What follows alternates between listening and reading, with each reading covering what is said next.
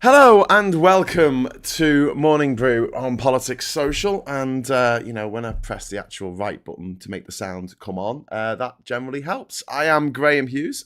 Nice to have you with us.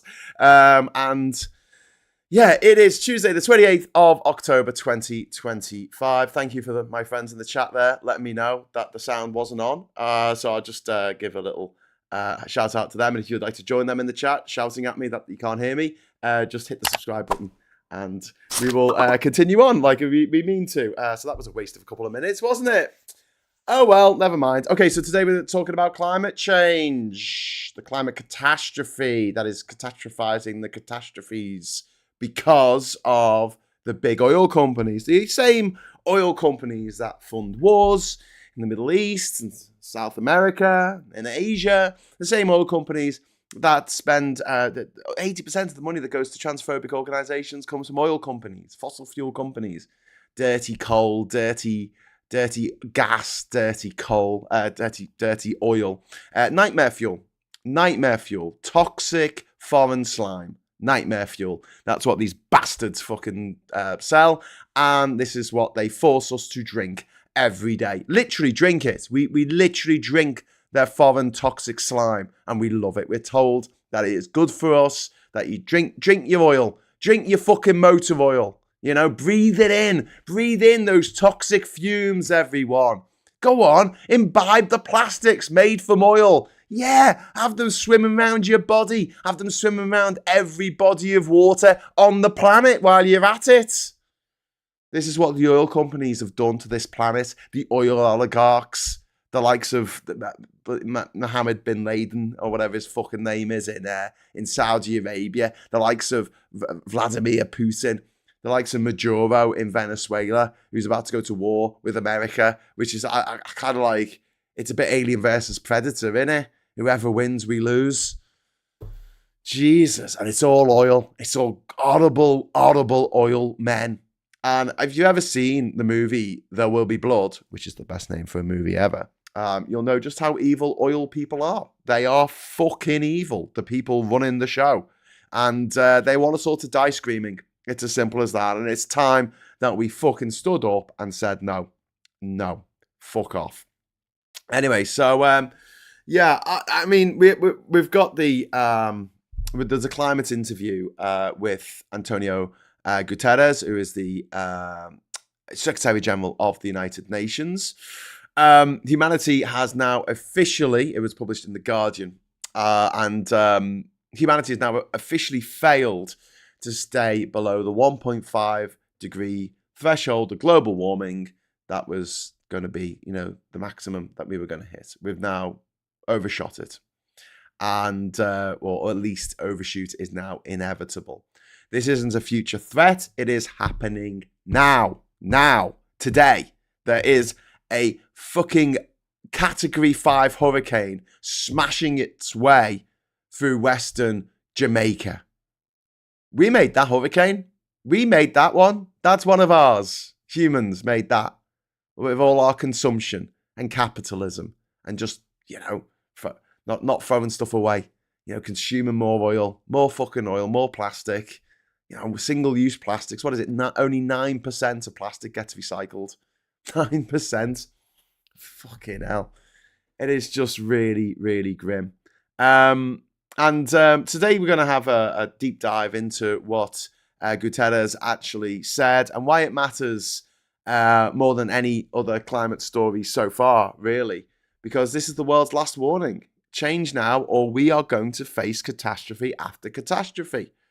And for those of us hoping that, I don't know, that the insurance companies will wade in somehow and deliver us some evil of these oil companies, I don't know if it's happening. They're just refusing to insure people who live in areas that get flooded or get hit by hurricanes or get hit by wildfires. They're just saying, I'm going to insure you, which means that there's going to be more pressure put on places that are insurable, driving up demand for a smaller number of habitations.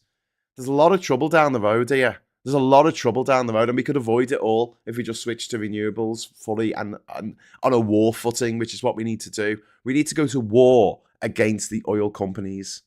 We need to go to war against the nightmare fuel companies and conglomerates and corporations and countries and cunts. Oh, demonetized already? Oh, well, never mind. I just, 275 mile an hour winds reported. What? That's a bit much, Martin. Oh, 175, sorry. I'd love to think I will see it snow in my hometown again in my lifetime, says Sarah. Well, you might do. You might do, because AMOC, what we call the Gulf Stream, but it's actually the fucking Atlantic Meridian overriding cunt town. I don't know what it stands for. But anyway, AMOC is running amok at the moment.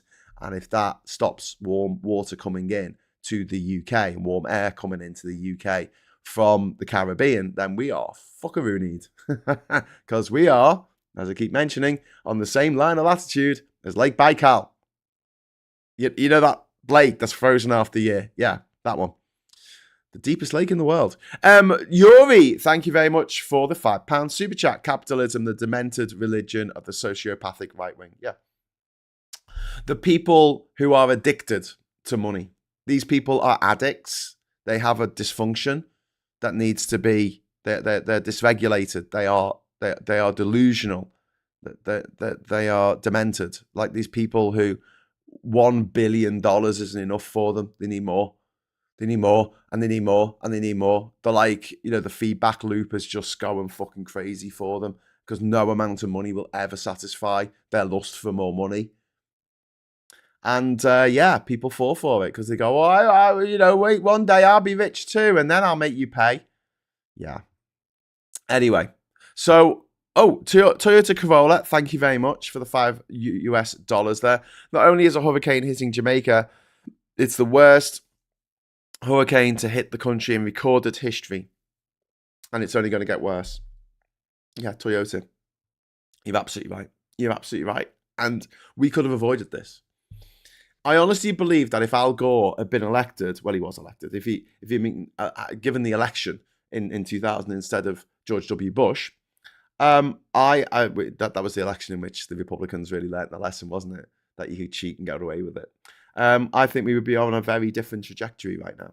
I also think that if Obama had more of a fucking clue in his first term when he ran, not just the presidency, but he also had both houses in Congress on his side, he should have gone hell for leather at that point and made sure that that there were things locked into place to close down the coal mines, close down the fucking oil rigs and the oil refineries, just close those motherfuckers down. So they had no choice but to move to solar and to wind power, which is cheaper. That's the most infuriating thing about this all now. 20 years ago, you'd have an argument with one of these dickhead petrol heads who are like, I fucking love petrol. I'll put it in a bag and huff it. Oh, yeah, smell of petrol. You know the type. Jeremy Clarkson, etc.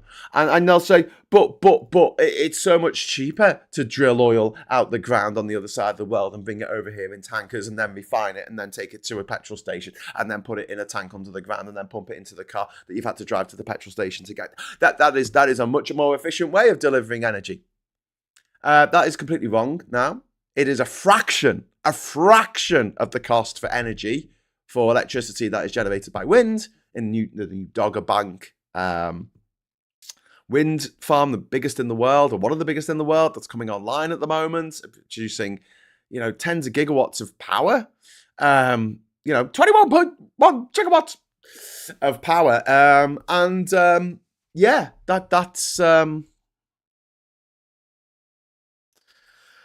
That's something that they can't argue anymore. They can't argue that it's cheaper for gas or cheaper for oil or cheaper for coal. It just fucking isn't. And we knew this. We knew this was coming. We knew this in the 1980s when we started shutting the fucking coal pits down because they weren't turning a profit.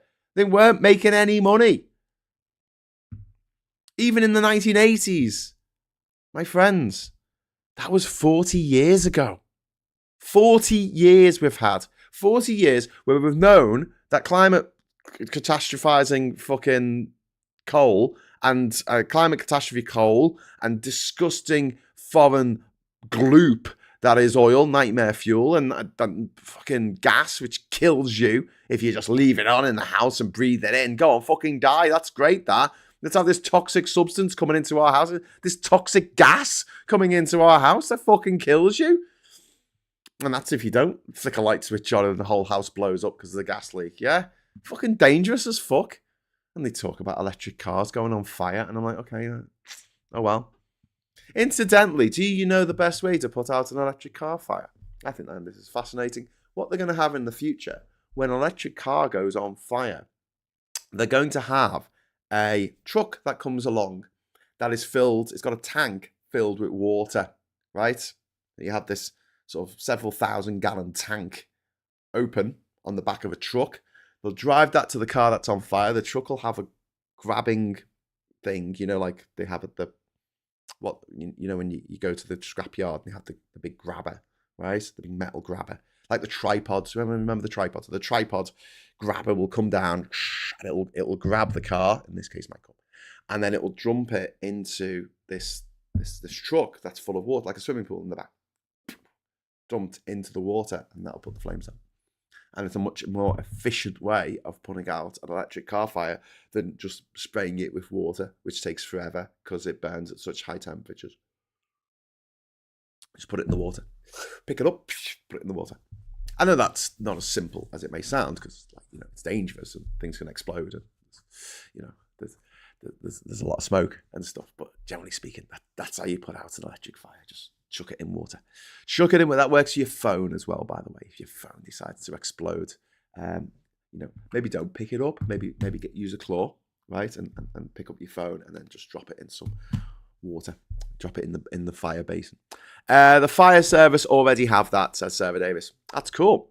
To date, my electric car has not combusted. Yeah, they combust at a much lower rate than cars with an internal combustion engine.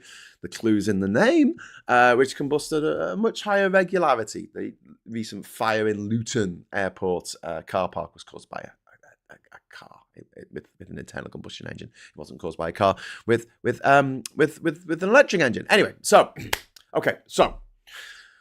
Antonio Guterres, direct quote from him here. Let's recognize our failure. We have failed to avoid overshooting 1.5 degrees in the last few years.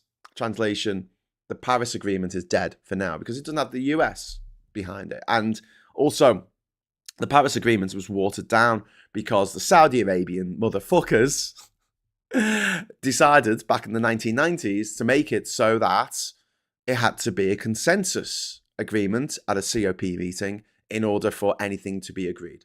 So literally every single member of the United Nations, all 193 members, had to agree for something or it didn't get through. So consequently, it was only like 2 years ago that they finally put the words fossil fuel into one of the resolutions that they came up with. It's only 2 years ago. This is COP30 this year. So 30 years they've been doing this since 1995.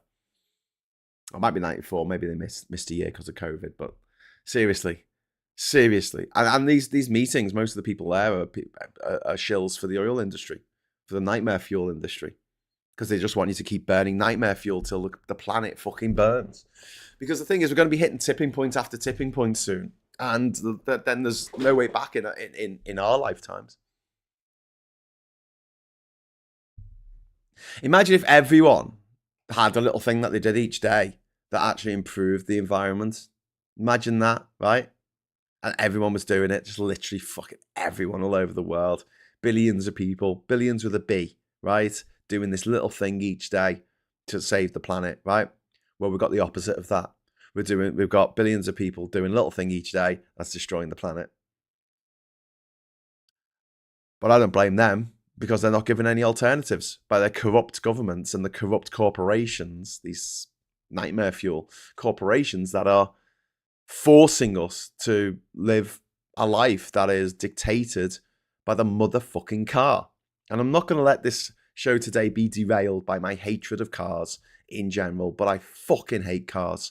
They are a wretched invention. They didn't give people freedom at all. I travel to every country in the fucking world, right? Every country in the world without owning my own car. Okay, yeah, I used other people's cars. I used other people's buses. I used other people's trains. I used other people's boats. But the fact remains that I had the freedom to do that, got to all those places, didn't have to own my own car to do that, in order to do that. But yeah, cars are freedom. You can't have freedom unless you got your car. And they're right in a way. In some areas where you live, if you don't have a car, you're under house arrest for the rest of your life. Under house arrest, like fucking Galileo. Because they've built the infrastructure of every village, of every town, of every fucking hamlet, of every city, of every country in the motherfucking world has been built around the physique, the needs, the desires, the needy bitchiness of cars. The fact that people get into cars and they just become little babies. Carry me, carry me. I can't, oh no, I'm in a car. Oh, I can't possibly get out half a mile away and walk. No, I can't do that. Carry me. Drop me off exactly where I want to be.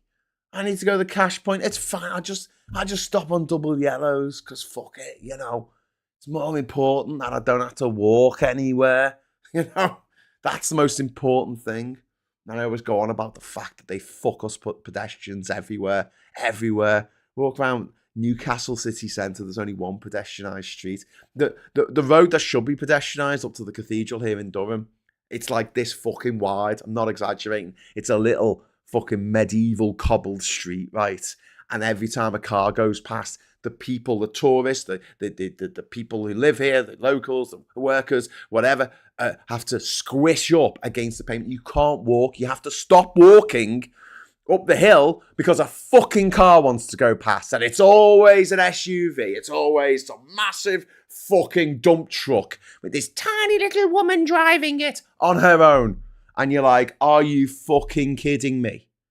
Do you have a disabled pass? Are you, what is wrong? What? No. I'm going to visit my privately educated child at the top of this hill in their halls of residence in a medieval castle. Literally at the top, there's a medieval castle, which is a halls of residence for a particular college here in Durham. And 1 in 3 kids who come here for university, 1 in 3 privately educated. So everyone, all us I'm not working class, but all us, middle class and working class people squished up against a fucking wall, right? So this knobhead can get up the top of the fucking hill in this SUV, right? And here's the thing. The cars are non-stop. They have to pay a £5 to get to the top of the hill and they pay it because it's nothing to them. What's a £5 to a millionaire? And it's just constant up the fucking hill. And everyone like, oh, car. Do you know when you're playing footy as a kid on the road and someone will shout, car, and you'd grab the car and go off to the side? Yeah, a bit like that. But imagine that with 100 fucking people in a little narrow fucking medieval lane. But we couldn't possibly stop cars going up this fucking road between, I don't know, the hours of 8:30 and let's say 5:30 at night. We couldn't possibly do that. It's got bars up it as well and restaurants. You've got kids fucking falling out the bars half drunk. And there's a fucking car going up the hill right next to them. Literally inches away. Absolutely infuriating. But like I said, I'm not going to let my talk today get derailed by how much I fucking hate car culture. The obsession with cars, this sick, depraved, fucking twisted, what would you call it? Like just fetish. It's a car fetish. That's what we've got. We've got these car sexuals. It's what gets them off. They see a car like, oh look, it's a souped up VW Golf. It's got a 2.4 litre engine in a Golf. It's got an exhaust the size of Aid's dad's. Anyway, it's and it makes this noise as it goes up the hill in first gear. Yeah, look at me, everyone. I'm really noisy. I'm a very special boy in my VW Golf. A Golf. You're driving a Golf, but yeah, but it's got a rear spoiler. Look at my alloy tyres. Alloy wheels, sorry. Alloy tyres wouldn't last very long on these roads, I don't think. Be a bit bumpy, wouldn't it? But yeah, Jesus wept. And yeah, you got these people go, oh, God, get the blood going. Oh, yeah, Jeremy Clarkson. Go on, you privately educated twat. Go on, drive a car up a mountain. What the fuck, man? How did I end up here? How did I end up in the bad place? What gods did I offend? What gods did I offend? What ancestral spirits did I upset? Like, which who cursed me to live in this fucking time? These fucking people on this fucking planet who have been groomed by the oil industry, groomed by the car industry, which is basically the same thing, really. I just into going, oh, the only thing that gets me off is when I think about a sexy car making too much noise. Yeah. What a time to be alive. Miss Paula Thomas, thank you very much for the £5 super chat. Trouble is, I suspect this will be entirely overturned by the general European war that is coming. I don't think there's going to be a European war. I don't want to sound blasé about that, but who are we going to fight against? Russia's got nothing. They've lost over 11,000 tanks. That's more tanks than fucking NATO's got, I think. Well, Western NATO, the European NATO has got. They've lost them in the fucking battle they've lost the fucking navy. Well, the Black Sea Fleet, which can't be replenished because you can't put a warship through the Dardanelles, can they? That's the rule. You can't put warships through the Dardanelles on any side. The Americans can't do that. The Russians can't do that. So the only way Russians can have boats is if they build them in the Black Sea or the Sea of Azov. It sounds evil, doesn't it? Does the Sea of Azov sound like something from Lord of the Rings? Oh, yeah, it's Azov, that member of the Uruguay. Uruguay, yeah. Those fearsome orcs, the Uruguay. Uruguay.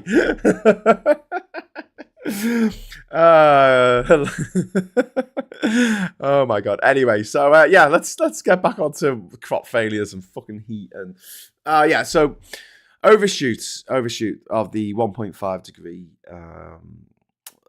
target means deadly temperatures in Europe, Africa, India. It means food insecurity. It means famine risk. It means mass migration, which is what the fuckers want, because the more mass migration they have, the more people vote for right-wing twats like Nigel Farage, who just lie to people and get away with it because they're posh and rich, and people listen to posh and rich people more than they listen to people like me or people who sound like me. You know, I'm not even that Scouse. I know I sound more Scouse when I say that, but when I'm in Liverpool, I'm talking to people and they'll be like, "Where are you from?" I'm like, "I'm from West Derby, mate." You know, like Brookside.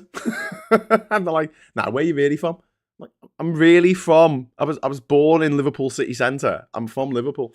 Yeah, but yeah. You've been living in Wigan. Posh Scouse. Anyway, yeah. So yeah, mass migration is what the posh twats want, because the more we have people coming from other countries here, desperation, the more milk of human kindness runs out, and people say, "Oh, fucking hate these migrants coming over here, doing all this stuff, stealing all my pogs, bastards. I hate you." And you know, there's going to be a water crisis which is coming up with rivers like the Colorado. It's just drying up. The Nile, I mean the Yangtze River, sorry, are drying up seasonally now in America, in Egypt, in China. You've got insurance collapse, which I mentioned earlier. You know, companies are abandoning high risk zones. So people are going to have to move out because you can't stay somewhere where your house might get taken away in a fucking tornado like it's the Wizard of fucking Oz, and yet you've got no recourse. You've got no way of doing anything. You know, you'll lose everything in your life because you can't insure that. And then you're going to have some fucking wars over resources. You know, climate, fuel, changing climate fuels conflicts. We will see that. And 1.5 degrees wasn't a political target. It wasn't just some arbitrary figure plucked out the air by scientists. It's a survival line, and we've crossed it. We could continue doing what we're doing. There's enough food on this planet to feed 10 billion people. The population was never a problem to the extent of, unless it gets to over 10 billion, and then it's a huge problem. Logistics are a problem. Getting food to everyone is a problem. But the amount of food we make, no, we make enough. You got tiny countries like Netherlands, which makes an insane amount of food through very intense farming techniques that they've developed over hundreds of years. You know, but we can still make stuff. We can still make food. It's not a problem. However, when you have half of this fucking country's agricultural land set aside for grouse fucking shooting, for posh twats to shoot pigeons, to shoot flamboyant pigeons is just fucking crazy, isn't it? Anyway, so look, we've got Guterres saying that these tipping points are now a real and imminent risk. He specifically in this interview lists the Amazon rainforest dieback, which will turn the Amazon rainforest into savanna. We'll also see the Greenland ice sheet melt, which would mean unstoppable sea level rise once triggered. West Antarctic ice collapse could raise sea levels by meters over the next few years. We're not talking centuries here. We're talking about decades, if that. Because the thing is, the Arctic can melt.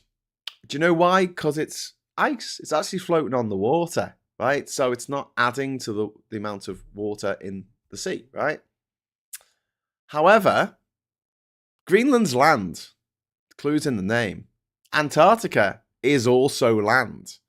So when the water, well, the ice that is held on that land, when the glaciers, when the ice shelves, when they melt and go into the sea, they raise the sea levels. Simple as that. And if we're heading towards a world where the ice caps and every single glacier in the fucking world has melted, that's going to raise the sea level by several meters, like so up to 50 or 60 meters. Just imagine that. Gone Jakarta. Gone New York. Gone London. Gone Hull. I didn't say it was all bad. Like, just so many places are just going to be fucking underwater. Britain is going to be a collection of islands. Little tiny islands. It's going to be an archipelago of islands if that happens. And we've also seen coral reef collapse. With entire marine ecosystems being wiped out. The Great Barrier Reef in Australia, which the Australians don't give a fuck about because they continue to dig for gold and not gold, black gold, oil, gold. They dig for coal in Australia. They love their fossil fuels. They actually dug a trench through the coral through the Great Barrier Reef to get boats quicker out of Brisbane to get to China with all of the fucking coal, or at least they wanted to. Don't know if they actually fucking dug it right through a unique world marine ecosystem. That is one of the reasons to go to Australia. Not now. Coral bleaching is fucking wiping most of it out. And why has this happened? The absolute catastrophic failure of governments to do anything. And it's the fossil fuel industry that are paying these governments to do nothing and paying these fucking chances like Nigel Farage to fuck things up for everyone. That they pay them to do this. And, you know, only 62 out of 197 countries that were invited to submit climate action plans actually fucking did. The current plans only cut emissions by 10%. We need 60%. Trump killed US participation in the Paris climate efforts first time around. Now he's done it again. Europe made promises but hasn't actually delivered. China is undercommitted while ramping up fossil fuel energy. And although it's making great strides when it comes to changing to wind power and solar in China, it's the amount of coal burning power stations that they built over the last sort of 35 years has been astronomical. And fossil fuel lobbyists have consistently sabotaged COP agreements. The motherfuckers, these merchants of death, these bastards who work for these fucking disgusting nightmare fuel companies. And they just want the money. They're given so much money because these oil companies are so fucking mind-bogglingly profitable. You know, they're laughing because when the AI bubbles burst, they'll still be all right. They're still going to be making loads of money. They're panicking, though, because they don't want people to convert to energy-efficient means of transportation, like trains and electric cars and I don't know, running things off wind farms and solar farms, you know. Why do the Tories have a big fucking hate boner for solar farms? Okay, well, what you could have done is said all new builds have to have a solar panel on the top. Why don't you say that you're going to give a fucking discount for solar panels for people's houses? So for £1,000, they could get solar panels on their houses, and they could pay that off over X many years by giving back to the grid. Why don't you do that instead of these solar farms? Oh, there's nothing more depressing, says Liz Truss. There's nothing more depressing than seeing a solar farm. Well, they didn't have to be there. We could have forced the big supermarkets, Tesco, which makes £3 billion of profit a year, to Sainsbury's, that makes £1 billion of profit a year. We could have said to them, hey, you know all those car parks, right? Put fucking canopies up, put verandas up over the cars, right? And then put the fucking solar panels on the verandas, right? And you can run your supermarket off the power that you produce and sell some back to the grid. You'll make some money, Mr. Sainsbury's. It's fucking fine. But yeah, no, we didn't get that. We didn't get anything. Do you know what we got from our fucking Tory government? We got a moratorium on wind farms. That's what we got. A moratorium on fucking wind farms. Can you believe that shit? They said, no, if one fucking gammon, if one NIMBY looks out the window and goes, I don't want to see a wind farm on my property. That's not your property, mate. I don't want to see a wind farm 50 miles away from where I live. So what we're going to do is we're going to put in an objection and then it won't be built on someone else's land. And you know you're always going to find one nutter, one little dog, one obedient dog on their fucking hands and knees. Unpaid shill. I mean, we can't call them a shill because they're not paid. What is an unpaid shill? For the oil companies, for the fascists, for the toxic fucking manosphere twats like Andrew Taint. What do you call them? What's the weather? I mean, I quite like dogs. I don't know. What would you call them? These people who have got so little respect for themselves, so little, they think so little of so little self-worth that they actually just go, oh, I'm not going to think for myself. I'm going to become an unpaid shill for the oil fucking corporations. I'm going to become an unpaid shill for the government of Saudi Arabia. You know, same people who are whinging, always fucking whinging, aren't they? About, oh God, they're going to bring in Sharia law. They're going to bring in Sharia law. They're going to make me eat halal kebabs. Same people. Do you know what Saudi Arabia does? It pays for madrasa schools all over the world, all the way from Morocco to Indonesia, to West fucking Timor in Indonesia, all the way across the Muslim world. They pay for madrasas, which are religious schools where you learn fuck all apart from the Quran. When you memorize the Quran, you can graduate. Well done, dickhead. Yeah. Do you think they're going to follow halal? Yeah, I think they are. They're going to export it around. I think they are. And these same people are going, I don't like seeing brown faces on the telly. I don't like seeing brown faces. Where they go, fucking Dubai. So you got one MP for refuck, that fucking Sarah Puchin racist motherfucker, going, I don't like seeing brown people on the telly. Meanwhile, the fucking deputy leader of refuck, Richard Tice, lives in fucking Dubai. And like I said the other day, I think there's some brown people there. Is it all right if they're in Dubai? Yeah, of course you're from Dubai. No, they're not, mate. Lots of people in Dubai are actually from India. So how'd you work that out, dickhead?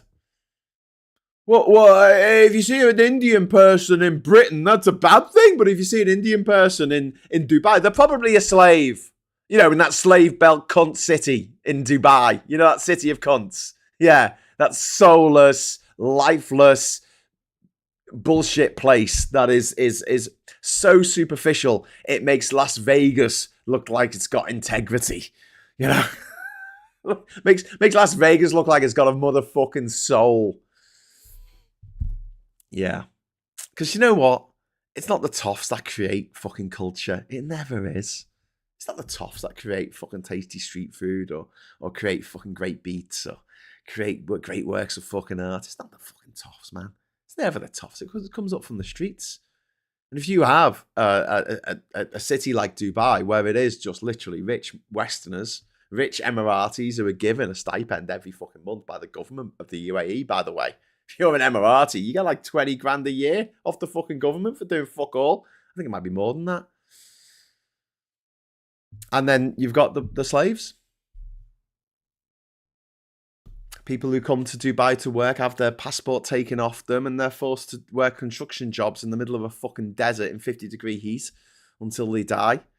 Whether that's in Dubai, building a fucking stupid tower, or that no one wants to go up, or maybe it's in Qatar, building football stadiums that are now fucking just been mothballed. You know, they're just decaying in the desert.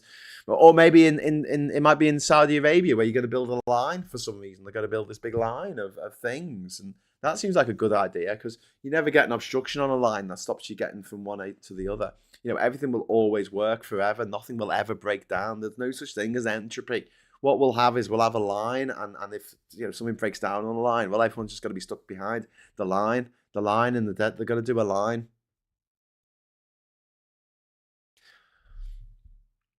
I go back to what my friend Scott said once to me when we were driving through Liverpool, and he looked at this building and he went, "Is that supposed to look like a ship?" And I went, "Yeah." And he went, "That's something a child would think of." And I went, "Yeah. A building that's built to look like a ship." And in London, we have a building that's made to look like the cheese grater. We've got a one that's made to look like the Tower of Sauron, and we've got one that's made to look like a butt plug. They call it the gherkin, but please. Anyway, Di Stanton, thank you very much for the £10 super chat. Simple choice, cars or a 5-finger shuffle. Easy peasy, says Di. Yeah, I don't think you're wrong. Can you have both? Can you have both? I have got something for you. Okay, here's a quiz, right, for you. This should be interesting. Okay, so I've got a question. And do you know what? I don't know if you're going to be able to get the answer to this. I'm going to give you some clues, right? And I'm going to save quite a big clue till later if no one gets it.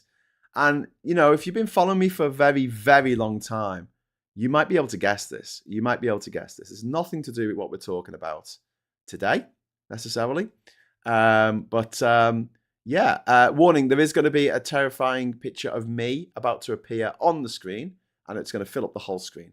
So if you don't want to see that, you might want to minimize your screens now. Here we go. There's me, right? There's me in 1997. So 28 years ago, there's 18-year-old Graham with a terrible haircut. I look like, I don't know, Damon Albarn in the fucking video for There's No Other Way. And I'm wearing a Radiohead t-shirt, actually, which is, quite cool. Kids are all into Radiohead these days. I was into Radiohead when they were cool the first time around. And behind me is a poster for A Life Less Ordinary and Pulp Fiction, if you can spot that. Like I say, it's 1997. This is on the show Movie Watch with Johnny Vaughan, privately educated, of course. And what I want to know from you is, what film am I giving 10 out of 10 to? There you go. That is your question for the day. You've got to find out which film I'm giving 10 out of 10. So I want a film from 1997 that you think should get 10 out of 10. See if we agree. There you go. Nice mop on there, Graham. Thank you very much, Plum. I was very proud of my mop at the time. Just watch Femi's short video about Farage reaction to Putin. Yeah, he said that there was a racist march in Tower Hamlets or something, wasn't it? E.T. No, 1997, not 1982. No, Pulp Fiction came out in 1994. Titanic, no, that did come out in 97. The Human Caterpillar. No, not least because it came out years later, but also I would not give that 5 out of 5. Was it Bob the Builder or Thomas the Tank Engine? Nearly, but no. I don't think they were films. This is a movie that came out in 1997. So there you go. Mr. Tisk, we hate transiting in Dubai, often felt a bit threatened by security, etc. We aren't both European by birth. Yeah, they treat people who aren't European as fucking scum. Which is really shit. Rita Sue and Bob too. No. Fierce Creatures. No. That was the follow-up to A Fish Called Wanda, wasn't it? Did one of the Burton Batman films come out? No, that was much earlier in the decade. In fact, the Batman, the original Batman, was 1989. While you have a think about that, I'm just gonna close the curtains. I realize I opened the curtains again, and now I've got this big white fucking blob behind me, which is pissing me off. So just give me 1 second. I'm gonna go and close the curtains. Back in a moment.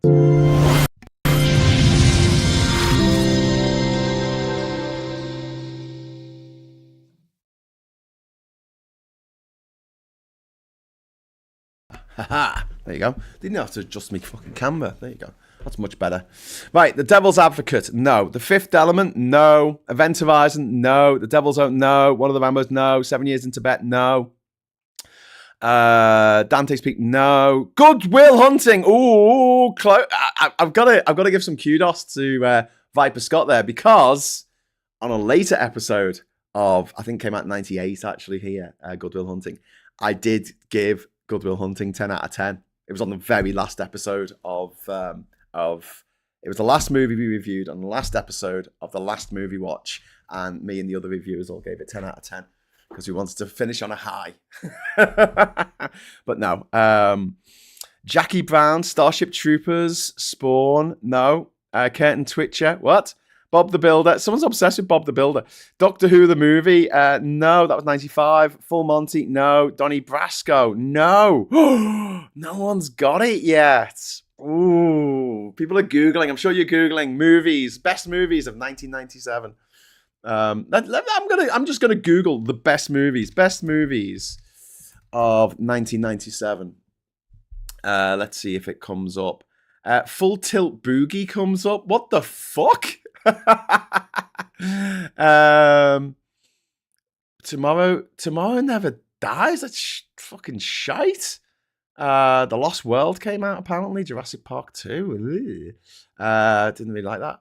Howard Stern's Private. No wonder no one's getting this. If you look it up, best movies, I'm not seeing it. Man. That's embarrassing. It was one of the best films of the year, no doubt about it. Miss Paula Thomas, you got it. LA Confidential with Guy Pearce and Russell Crowe. And unfortunately, Kevin Spacey, which kind of spoils it a bit now, but what a fucking movie. What a great movie. What a great fucking movie. But there you go. So that was me on Movie Watch 28 years ago, on the 28th of October, 1997, giving good old LA Confidential 10 out of 10. I also reviewed Samilla's Feeling for Snow, which was shite, and also American Werewolf in Paris, which was shite. And also some other movie. I've forgotten what the fourth movie was. The fourth movie. But yeah, LA Confidential, very, very good film. Very good film. The best movie of 1997 by far was my VHS-C video of my son's first birthday. Oh, Brighton and Hove, actually. Stop breaking my heart. That's so beautiful. Thatcher Does Dallas, says Pete's Music. No. Batman and Robin? Nope. No, it was LA Confidential. Andrew Ray got it as well. So well done to Andrew Ray and to Paula Thomas for getting it. LA Confidential. I thought it was one of the best movies of the year. And it was the year that Titanic came out. I mean, you know, and Men in Black. I'm just looking at like 1997 thrillers. It's got Face. I've never even heard of Face. It's got Asylum. Never heard of it. Menno's Mind. Never heard of it. Perfect Blue, the anime, which I have heard and I have seen, which is really good. I mean, it's dark as fuck. Jesus Christ. But it's really good. Big influence, Perfect Blue, on Black Swan. Perfect Blue, Black Swan. Yeah. Big influence, I think. Devil's Own with Brad Pitt and Harrison Ford. That was shit, wasn't it? That was when Harrison Ford stopped knocking him out. Like, that was the point. I think that was the moment that Harrison Ford just stopped being in good movies. 1997. After that, he was in like some shit remake of Sabrina that didn't need to be made. And then he was in What Lies Beneath, which was all right, I guess, I suppose. And then he was just in a load of shite. A load of absolute shite. Lost Highway, Lost World, Event Horizon, The Game. That was David Fincher's film, The Game, with Michael Douglas. Alien Resurrection, American Affair, Funny Games, the original, I think.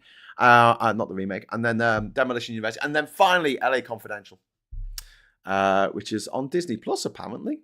So there you go. Based on the book by Curtis Hanson. 99% on Rotten Tomatoes. Come on. Was I wrong? Was I wrong to give it 10 out of 10? It's got 99% on Rotten Tomatoes. So there you go.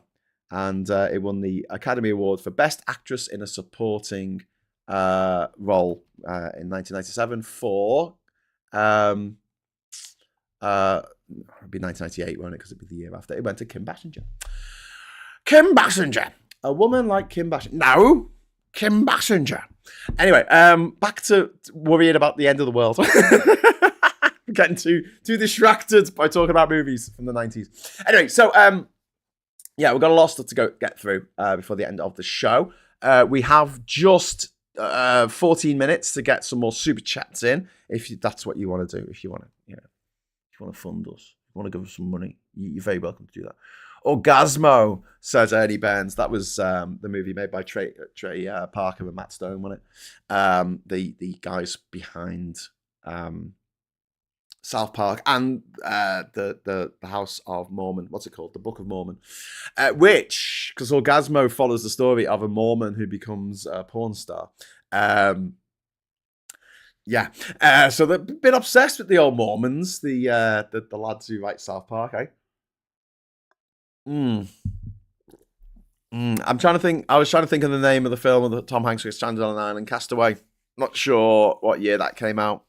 No, I'm not sure. I think it was a little bit after. 97 was 98. 98 was him in the Saving Private Ryan, wasn't it? That was 98, and I think that Castaway was after that, so it might have been out in the 2000s. Another hard watch is Come and See. Ooh, yeah. Along with funny games. What Lies Beneath is brilliant. One of my fave ghost films. I like Michelle Pfeiffer. I do like Michelle Pfeiffer. I think she's great. Was it hot in the bedroom last night? Graham, says Martin Harrow. Yeah, it was. Thank you for asking. However, I wanted to do... I got in touch with Scott Williams before we did the show. I said, can we do it a bit earlier tonight? Because I know that the heating shuts off at 10, and I wanted to enjoy the heat in the room.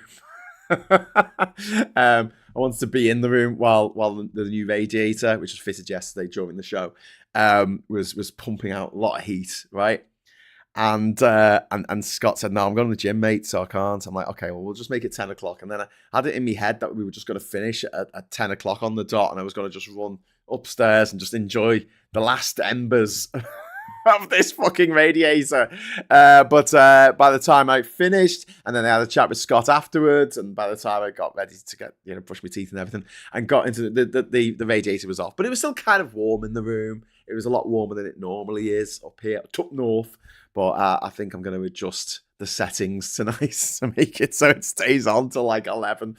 I want to be toasty. I want to be toasty warm. But we don't have the heating on during the day in the house, even when it gets really fucking cold. That's why in a lot of shows you've seen me actually wearing coats and stuff indoors. I've worn like fucking beanie hats and stuff before because it's been so fucking cold in here. We generally just have the heating on when the kids are here. But I'm sick of it. I'm sick of it. So I put a little bit of money aside for this winter to have the heating on. Obviously, because the cost of heating now is just fucking ridiculous. How mad is this? I'm 46 years old and worrying about having the heating on in my house in one of the richest countries in the world. Because the bills are like astronomical. If you have the heating on all day, it's just fucking crazy town. And it's not even that big a house. It's just a fucking terraced house, man. I mean, Jesus. Jump in the chat, says Reagan Elite. Yes, grab a brew. Like, share, like, subscribe, share, join. Yes, please. Thank you, Reagan Elite. Awesome. Plum says, Pete, all right, Julie, remember that. It's my money. Don't call me Julie. Love Face, that movie. What? Face Off. I'm going to take his face off. Beware the fuel bill, Graham. Yes.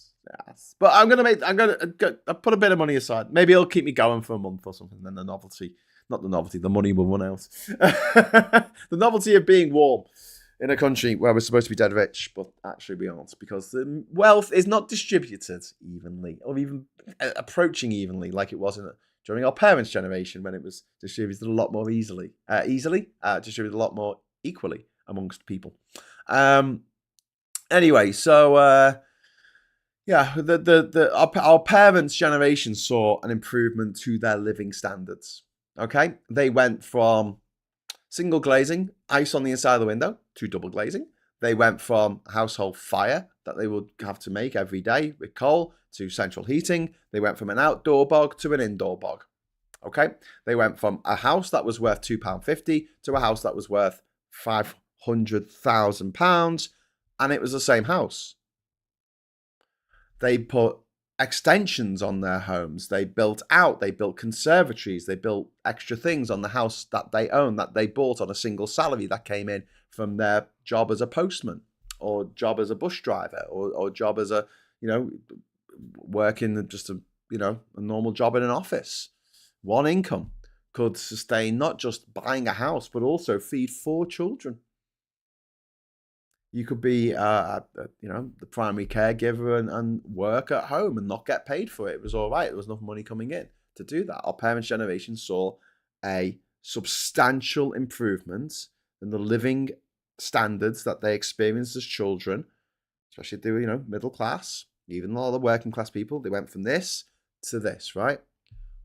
We started at this and we've gone down. The rest of us, our living standards have decreased. The amount that we can do with our lives, the number of gigs we can go to, the number of cinema trips we can afford, the number of, pints we can afford to buy in a pub has gone down. The number of hours we can afford to heat our homes has gone down. The amount of electricity we can use has gone down. Our living standards have dropped. And that's what our parents' generation doesn't seem to be able to get through their fucking heads. Because they're like, oh, you just work hard and all these boss things happen to you. No, we work hard. And the boss things don't fucking happen to us. They just fucking don't. Our parents' generation, they had the era of cheap flights, didn't they? That was great in the 90s and the noughties, when you could get like a £2 flight to Granada from Liverpool. Fucking great. So they went from flying being the preserve of the upper class, the jet set, to anyone being able to jump on a flight with their family and being able to have a fortnight's holiday in the Algarve. We don't have that anymore. We don't have the cheap flights. We've left the EU. Now all flights cost a fucking fortune.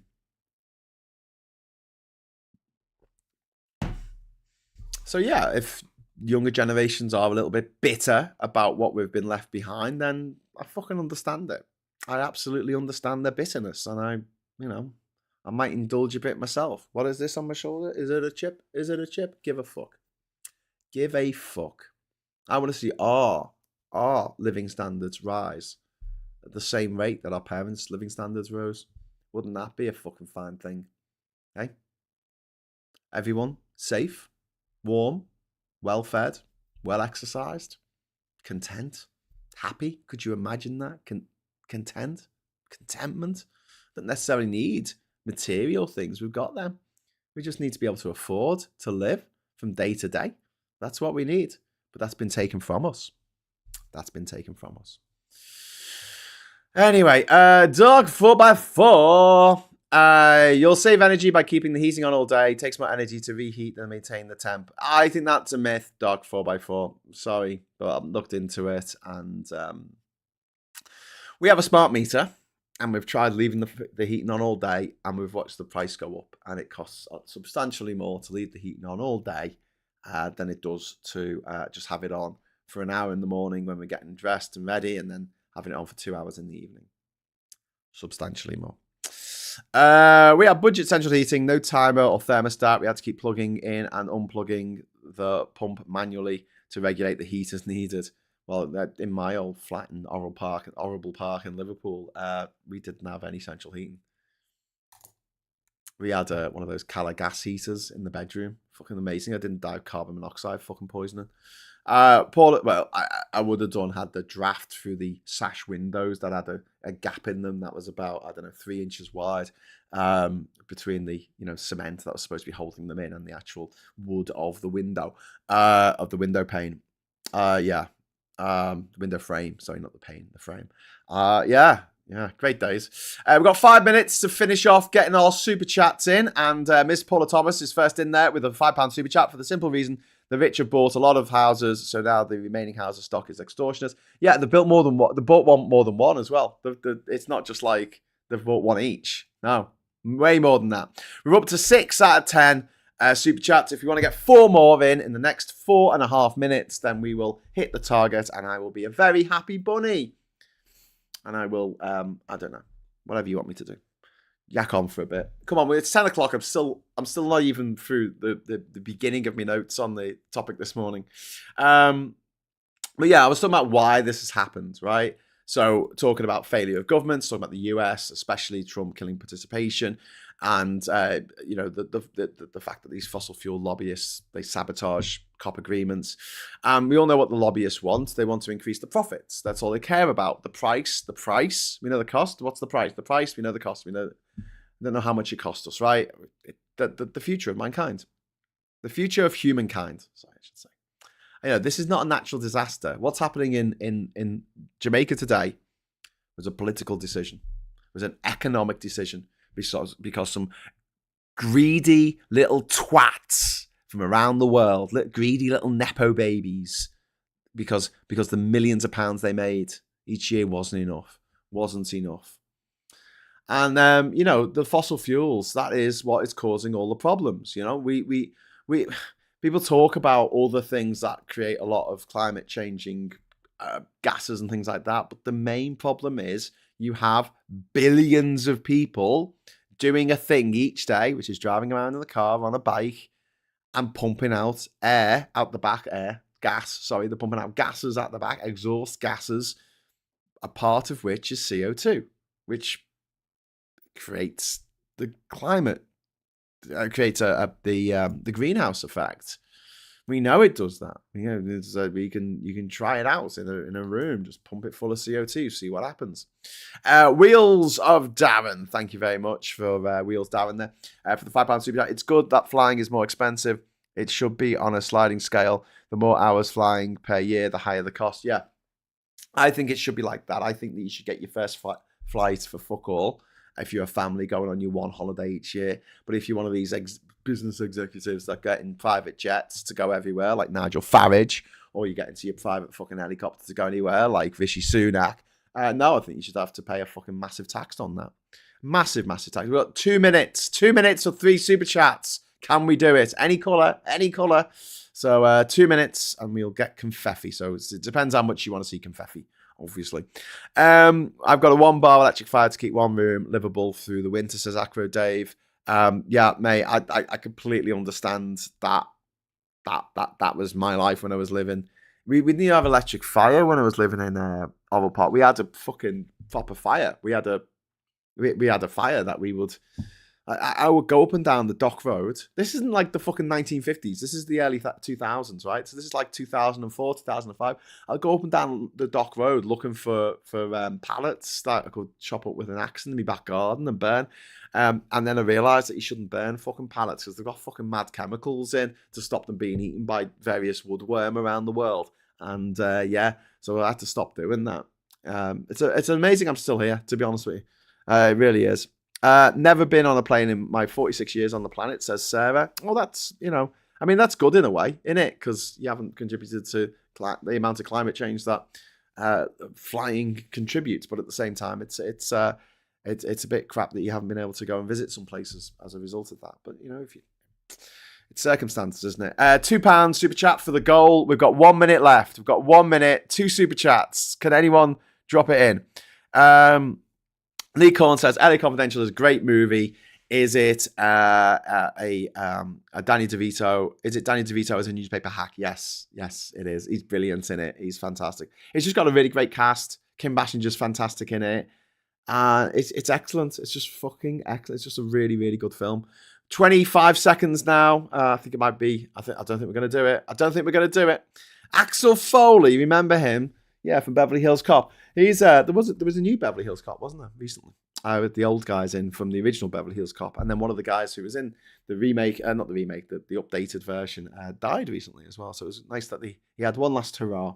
If you get pallets with HT, they are heat treated with no chemicals, hence you can burn safely. Well, yeah, I looked that up, and at the time, Jeff, and yeah, apparently there was different. It's printed on the pallet, like you could pick one up and say, right, this whatever. Look, it's got like a stamp on it to tell you whether it's chemical treated or heat treated or whatever it's been done to it. And the thing is, like, Europe has different rules to other places, so there's certain pallets that you can't. Do you know who's the first person to talk about this? And in regards to Brexit, it was Kieran the van driver, and he talked about it on the very first episode of Three Blokes in the Pub when it was me and Jason and Kieran, and he was talking about that, and then he talked about it on James O'Brien's show on LBC.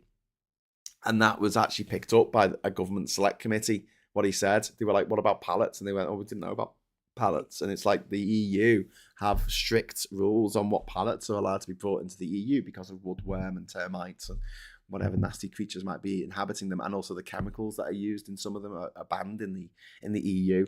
And we'll have to get those new pallets to be able to, and get all our pallets checked, which would cost, over the course of many years, billions of pounds just fucking wasted on fucking pallets, which used to be fine, but weren't anymore because they weren't going to be up to EU standard. We had to see if they were up to EU standard, had to pay for that inspection, and that inspection costs money. It's one of the many reasons why Brexit costs so much every year.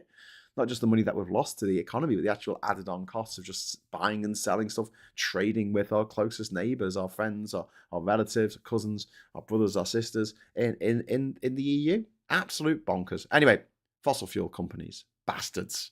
The fucking nightmare fuel companies. Guterres is now openly calling out the fossil fuel industry. He's saying we need to end this war on nature. He says fossil fuel exploration today is a waste of money and sabotage. He's absolutely right. There is no way to use all the oil and gas already discovered. And COP29 last year saw record fossil fuel lobbyists, and they outnumbered the representatives of indigenous people from places that are critically endangered by climate change. Fossil fuel companies, these toxic foreign slime companies, have known for over 50 years that their toxic foreign slime is going to make the world hotter. Clearly, it's been a nuclear bomb. This is the amount of energy we've put into the system, okay? And this is why you have these massive fucking hurricanes, because this extra energy we've put in the system has been the equivalent of a nuclear bomb the size of the one dropped on Hiroshima that has exploded every second of every minute, of every hour, of every day, of every week, of every month, of every year, of every decade, of every century since the signing of the Magna Carta. That's how much extra energy has been put into the system. Every single second for over 800 years. So yeah, Guterres actually singled out Brazil, even under fucking Lula, who's supposed to be left wing, but they're now drilling for more oil at the mouth of the Amazon, and he said that he's going to be speaking to Lula at COP about this, and Brazil wants to host a climate COP, but also is paying for approving fossil fuel expansion, nightmare fuel, because it creates nightmares for people all over the planet. And the global hypocrisy here is that leaders are saying they want to protect nature while selling drilling rights. The biggest hypocrites of them all, the fucking Norwegians. Norway, where last year they didn't sell any internal combustion engine cars. Not a single one was sold. 100% of the cars sold last year in Norway were electric cars. Fucking fantastic. They have nearly all of their electricity is made by renewables. They have wind farms, they have solar, geothermic power as well in some areas. Wonderful, great, well done, Norway. Also one of the biggest oil exporters in the world. Yeah. This is that North Sea oil that we hear a lot about. We share that with the Norwegians. They drew a line in the middle of the fucking water and said, right, all the ones on this side, Norway, all the ones on this side, Britain. Funny, because all the British ones were sold off to private companies, so these executives and shareholders could make fuckloads of money. Meanwhile, Norway had a sovereign wealth fund set up in the 1970s because they thought, hey, hang on, might be a good idea to, I don't know, keep all this oil money for ourselves and invest it in things around the world, which is what they do. But a little bit hypocritical, gotta say. Norway, a little bit hypocritical, guys. Yeah, everyone should drive electric cars and be more environmentally friendly. Do you want to buy some oil? Would you like to buy some toxic foreign slime? We got a shitload of toxic foreign slime just for you to burn and destroy not just the environment, not just the worldwide environment, but the local environment. Local environment destroyed by our worship of cars, by the exhaust fumes that destroy kids' lungs and gives them asthma and fucks them up. And there was a kid who died on the one of the reasons why they brought in the ultra low emission zone in London, the ULEZ scheme, was because a kid fucking died who lived on the fucking, the Northern Circular fucking road. And they died because of all the fucking cars. Fucking killed a kid in London. How disgusting is that? And, the car companies, the oil companies who provided these things, these machines of death, and the lubricant for it to run on, to get away with it, No one went to jail for killing that kid. Killing that kid for fucking profit. For a fucking profit. It's fucking disgusting. So yeah, like I say, the fact that Indigenous, this interview that he gave was actually the first ever UN interview to an Indigenous journalist, and Guterres said Indigenous communities are our best guardians of nature, and he's absolutely right on that. You look at places that are developing still, or live a tribal life. They're not the ones destroying the planet. They're not the ones pumping out fucking tons and tons of CO2 every day. It's us. It's us lot. And so Indigenous lands hold the most of the remaining biodiversity, the most of the untouched forests on the planet, the most effective carbon sinks as well. And so where my place is in Bogas del Toro, we have a massive carbon sink there. The mangrove forests, which are protected by law, are living in an indigenous area. And those mangroves are carbon sinks like you would not believe. They are fantastic carbon sinks. But unfortunately, countries like America, where they had mangroves all the way along the coast in Florida, they cut them all down because they were smelly.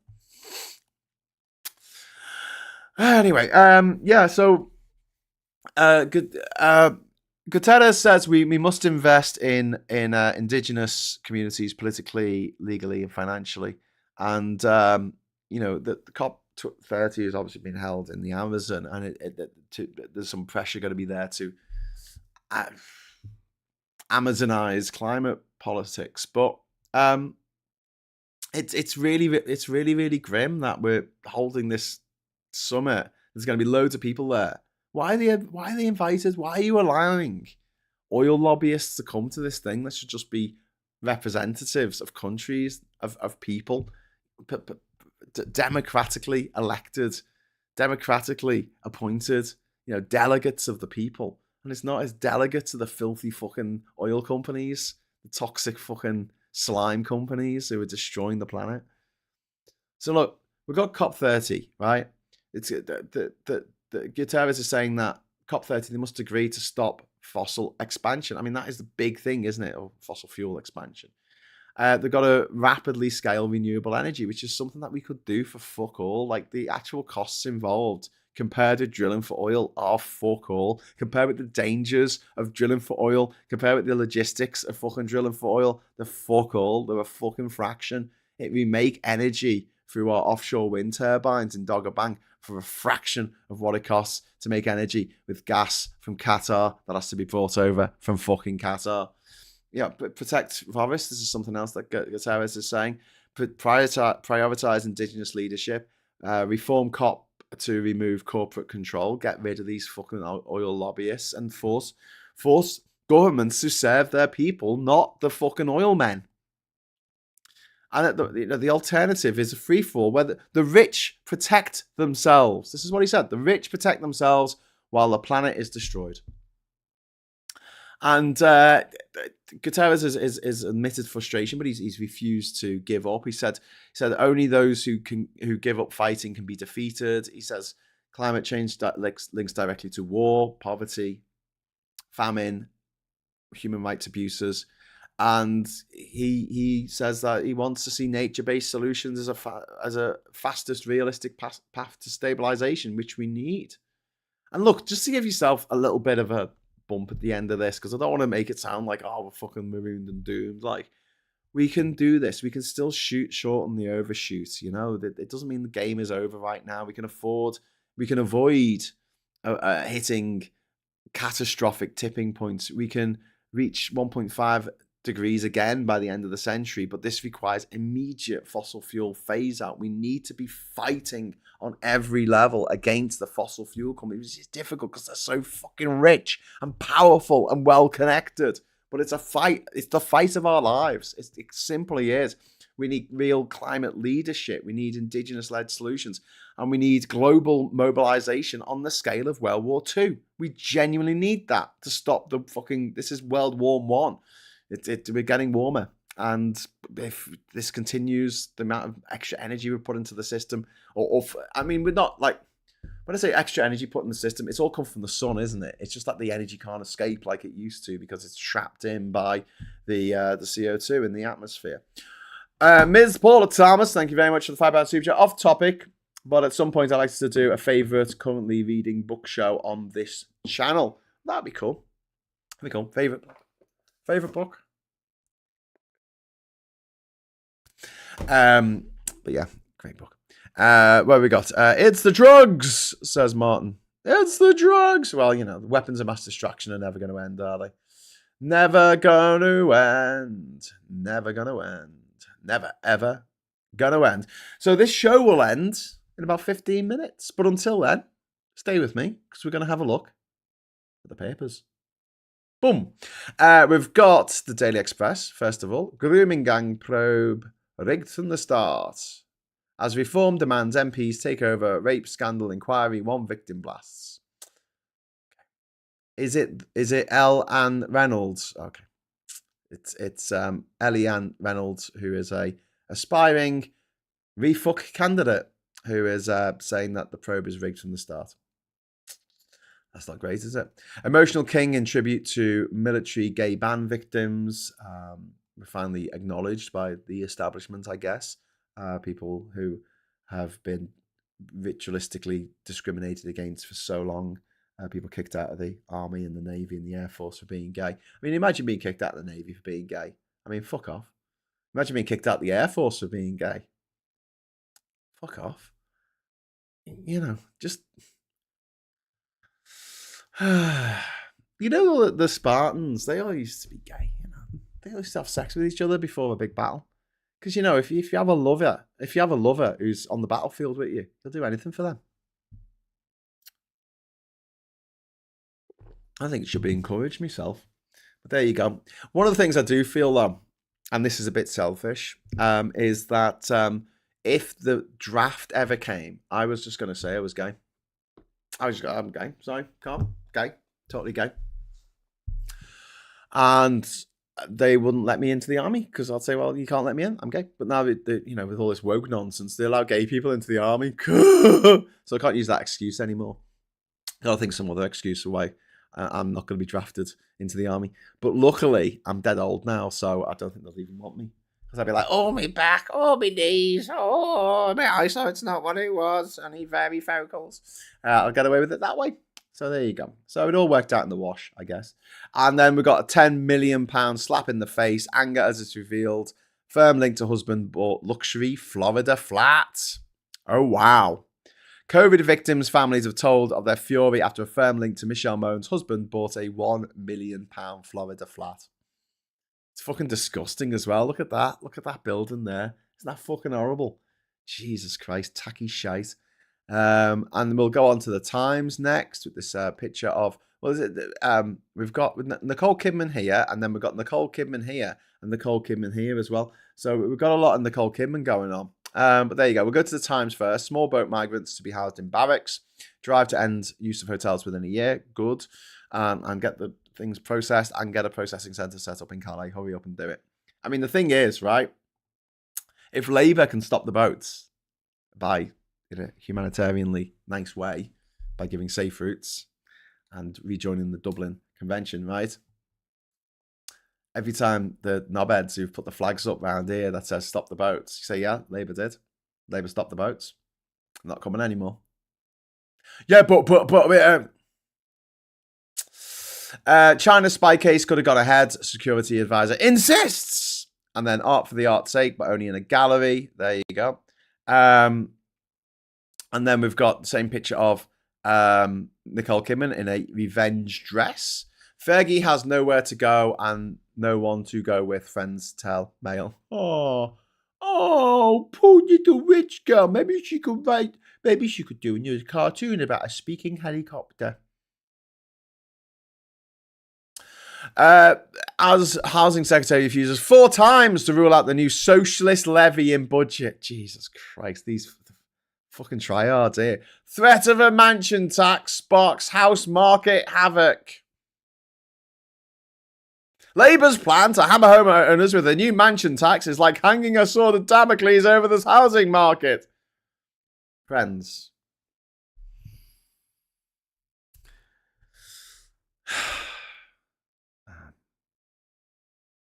Mansion tax. Chaos now. Chaos. Absolute chaos.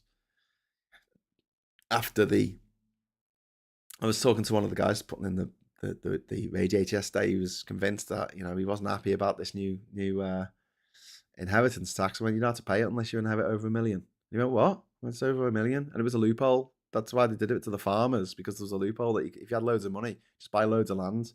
Like the Duke of Westminster, his son inherited 11 billion tax free because it was all wrapped up in trusts and land and stuff. They're trying to close the loopholes. So, all right. No one had ever told him that.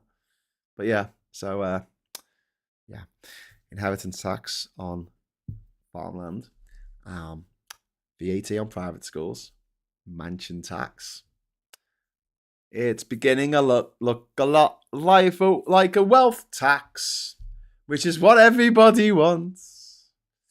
Stealthy wealth tax, which will come along. A stealth wealth tax. That's what it is. It's what it is, my friends. I know we want to hate on Labour at the moment, but I support this. Fuck them. If you live in a fucking mansion, you can afford to pay a bit more tax, motherfucker. Don't give a shit. Don't give a shit. Anyway, so we got Here We Don't Go, Xmas Footy, Grinch, Shocker, Boxing Day, Red Card, just one Premiership game on December the 26th. Traditionally, Boxing Day was always a good day to go to the footy to shake off your hangover. NHS to offer same-day prostate cancer test, which is a game-changing AI will read MRI scans in seconds to end agonising wait for results. That's cool. And then headache for Palace as King heckled over Andrew. Eek. And then we've got China spy case collapsed days after Powell's mystery meeting. Jonathan Powell had a mystery meeting. And then we've got house market freezers over mansion tax fears. Oh no, houses didn't get more expensive yesterday. What a shame. Whatever will I do with myself? However will I live? Anyway, workers covering for bin strikes may strike. That's funny. And then we've got Millet triumphs with chainsaw austerity. So this is Millet in the midterms, who's done really fucking well, unfortunately, in Argentina. We'll be getting into this in Geoscope tonight, me and Ollie at 7:30. He was basically Trump interfered and made it so the money talks. Money fucking talks. And until we, eat the rich, they're going to fucking slap us around. Slap us around for the rest of our lives. Here we go. Why more young women are having facelifts?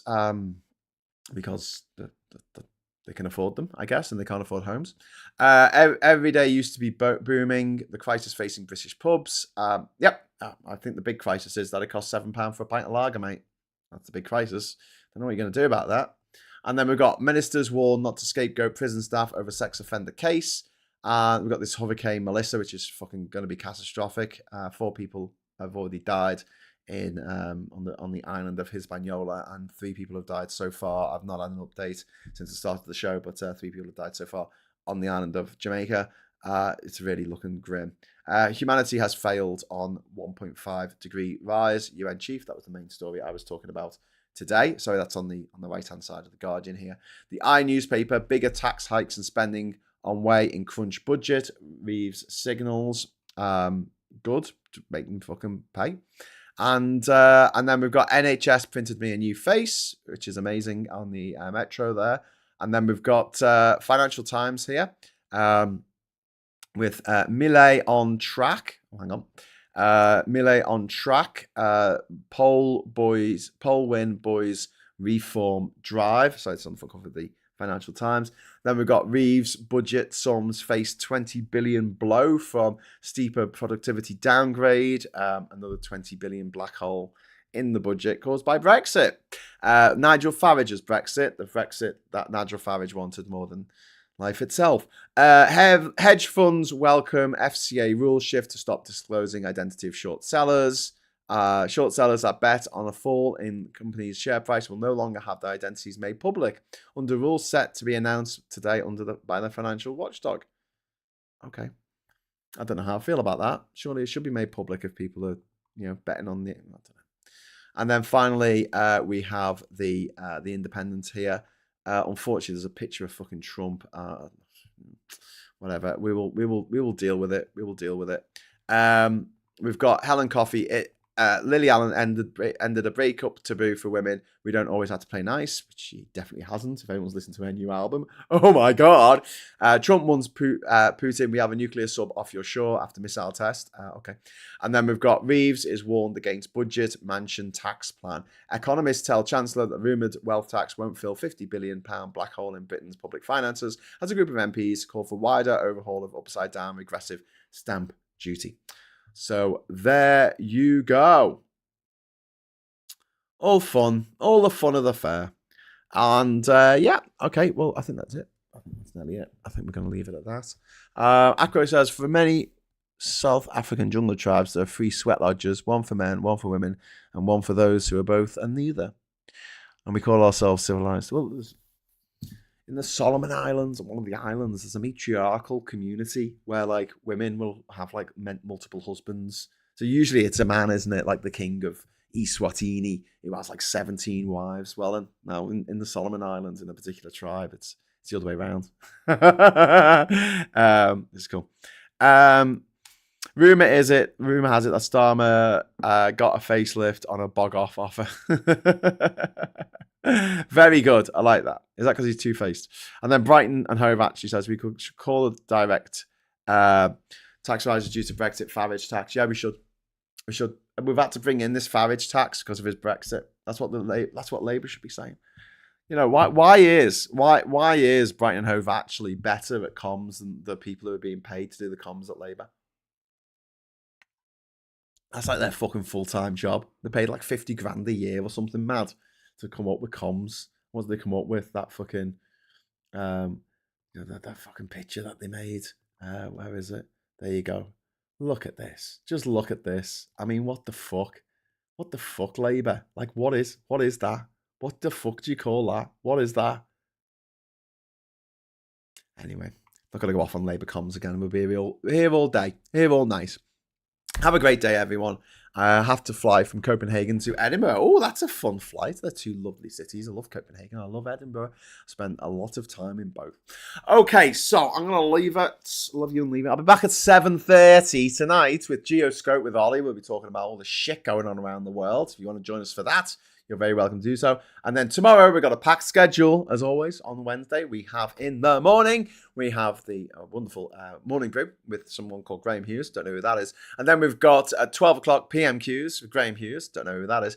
And then in the evening, I'm going to be joining the lovely Rachel Harris to go through whatever the fuck it is that we're going to be talking about on our Anything But Politics show, where we just basically shoot the breeze. I think we should invite Scott on our Anything But Brexit, anything but Brexit, anything but politics show. because we like talking about pretty much anything else other than.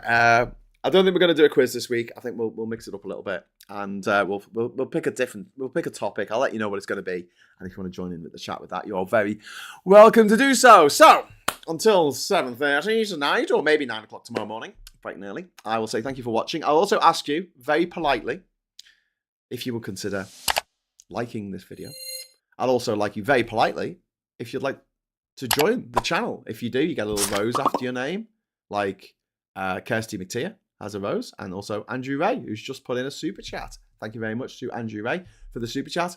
LA Confidential, Rolo Tomasi, Rolo Tomasi, reciprocity, that word that Andrew wrote there that I can't say out loud. My reading is not that good. But yes, very clever. Rolo Tomasi. Right. Okay, so thank you very much for watching. And like I said, if you want to join the channel, you will get your name with a little rose after it. You'll also get access to the Discord server. And also, you get your name at the end. You know, grouping the group now between cosmic stars and mega stars and superstars and lone stars and the Patreons. So if you want to join any of them, come join the channel. Just join. Just press the join button. Be awesome. You know you want to. And if you still haven't subscribed and you're still watching or listening, because this also goes out as a podcast, you can just listen if you want. Just hit the subscribe button. Hit the subscribe, and then when we do an impromptu show, hit the bell notification icon, and you'll be notified. You get a ping in your phone, and it'll say Graham's about to go live in a funny Scouse accent, and that's just the message telling you that I'm about to go live. It's before you get here. Okay. See you tonight or tomorrow, whenever. Until then, thanks for watching. Thanks for all the lovely chats. Thanks for all the super chats. And hello, good evening, welcome, and goodbye.